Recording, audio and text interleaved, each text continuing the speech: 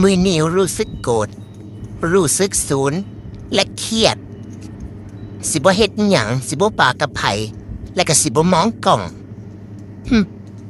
บ่ต้องมาแนมหน้าดอกกูเหลียวมึงหยังก็ได้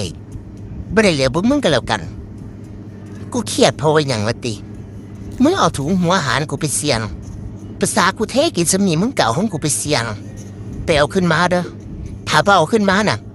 บ่ต้องมาเว้ากันอีกรู้จักกันแค่นี้ตัดความสัมพันธ์เยื่อใยจบมื้อนี้รู้สึกโกรธรู้สึกสูญและเครียดสิบ่เฮ็ดอิหยังสิบ่ปากกับไผและก็สิบ่มองกล้อง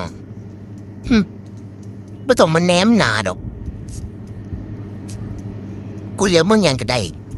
บ่ได้เหลียวบ่มึงก็แล้วกันกูเครียดเพราะว่าหยังวะติมึงเอาถุงหัวอาหารกูไปเสี่ยงภาษากูเทกินสำนีมึงเก่าของกูไปเสี่ยงไปเอาขึ้นมาเด้อถ้าบ่เอาขึ้นมาน่ะบ่ต้องมาเว้ากันอีกรู้จักกันแค่นี้ตัดความสัมพันธ์เยื่อใยจบ